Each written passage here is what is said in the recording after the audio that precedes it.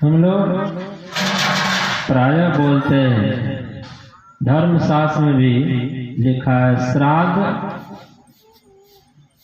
कर्म प्रधान, उनको प्रधानता दी है। नखवाल और संपिंडन को उतना नहीं, श्राद्ध कर्म का ही हर धर्म ग्रंथ में चर्चा है। जो श्रद्धा युक्त से किया जाता है उसको हम श्राद्ध कर्म कहते हैं। और श्राद्ध यह दैहिक श्राद्ध है, शरीर का परित्याग हुआ है, इसको दैहिक श्राद्ध कहा गया है। और परमाराध गुरुदेव कहते हैं कि एक श्राद्ध होता है जो जीवन काल में जो अपने आप को जो श्राद्ध कर्म कर लेते हैं वही सबसे मुख्य श्राद्ध है। यह शरीर छूटने पर जो श्राद्ध होता है दैहिक श्राद्ध होता है। जीवन काल में संत सद्गुरु से युक्ति जान करके, भेद जान करके और त्रैकाल ध्यान अभ्यास सत्संग और पवित्र रहने में रहकर करते हैं तो कहते हैं जितने जी अपना श्राद्ध कर लेता, जितने जी श्राद्ध कर लेता। इसलिए संत महात्मा लोग कहते हैं कि हम लोग जितने जी श्राद्ध अपना आप कर लेना चाहिए। इसी में मानव जीवन की सार्थकता है, उपयोगिता है, भला है, कल्याण है। शरीर छोड़ने पर उसके नाम पर जो सत्संग किया जाता है वे सूक्ष्म रूप में जीव है। जो जीवन काल में उतना लाभ नहीं है, जितना शरीर छोड़ने पर जो किया जाता है उतना लाभ नहीं। जितना लाभ ये शरीर में रह करके जो अपने आप को श्राद्ध कर्म कर लेता है ये सबसे महत्वपूर्ण लाभ है।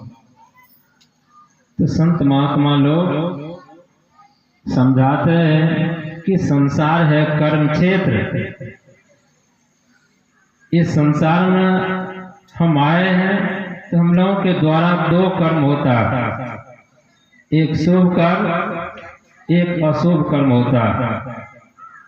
यह प्रायः मनुष्य के द्वारा होता है, एक को शुभ कर्म, एक को अशुभ कर्म। अशुभ कर्म से दुख होता है, शुभ कर्म से सुख होता है।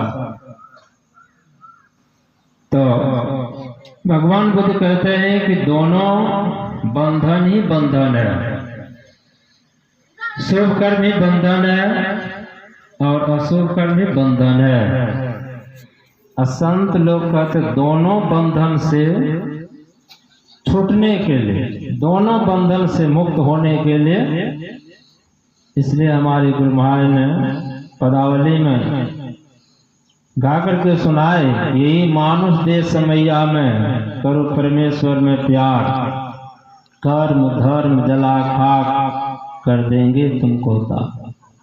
कर्म और धर्म ये दोनों होता है, लेकिन दोनों को जला करके कर देंगे तुमको ताक।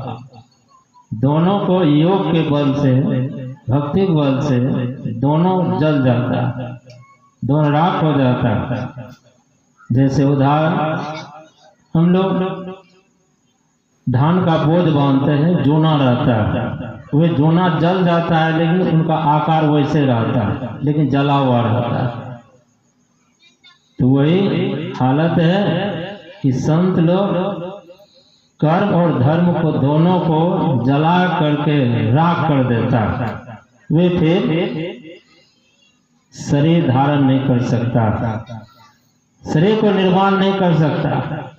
इसलिए भगवान बुद्ध ने कहा, हे सृष्टि करता, मैंने तुझे प्राप्त कर लिया, तुझे पहचान लिया, तुम फिर यह मेरे शरीर को आप बना नहीं सकते हो, निर्माण नहीं कर सकते हो। मैंने तुझे प्राप्त कर लिया, तुझे पहचान लिया।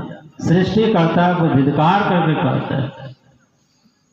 इसलिए जब तक हम संसार में, जब तक अवागमन के चक्र में, जब तक हम लोग इस संसार में आते रहेंगे, तब तक हम लोगों के द्वारा दोनों कर्म होते रहेगा। इसलिए संत लोग कहते हैं इस कर्म बंधन से छूटने का उपाय करो। और संसार में रह करके संत कवि साहब कहते सुकृत कर ले, नाम सुमर ले, को जाने कल की, जगत में खबर नहीं पल की। संत कबीर साहब कहते सुकृत कर ले, मतलब शुभ कर्म कर ले, पवित्र कर्म कर ले, और नाम सुमर ले, को जाने कल की, कल का क्या पता। इसलिए संत लोग बड़ी चेतावनी देते हैं, बड़ी मार्मिक बात कहते हैं कि परमात्मा का स्मरण कर लो, क्या पता है कल का क्या होगा नहीं होगा। इसलिए कहते सुकृत कर ले, नाम सुमर ले, अब को जाने कल की, जगत में खबर नहीं पड़ती, कल का भी खबर नहीं। इसलिए सब लोगों के मानसिक पटल पर है ख्याल कि पूज्यपाद बाबा कुप्पा घाट से आए हैं और बाबा के मुख से विशेष रूप में इस प्रसंग को हम लोग सुनेंगे तो बहुत बड़ा लाभ होगा, क्योंकि हम और आप तो बराबर सुनते रहते हैं, कहते रहते हैं। तो पूज्यपाद बाबा से भी पावर हाउस से आए, कुप्पा घाट जो पावर हाउस है, उस पावर हाउस में जो रहता है उसके प्रभाव पड़ता है, असर पहुंचता है। इसलिए पूज्यपाद बाबा से विशेष रूप में हम लोग सुनेंगे तो बहुत बड़ा लाभ होगा। अब मैं अपनी वाणी को नाम देता हूँ श्री सद्गुरु महाराज।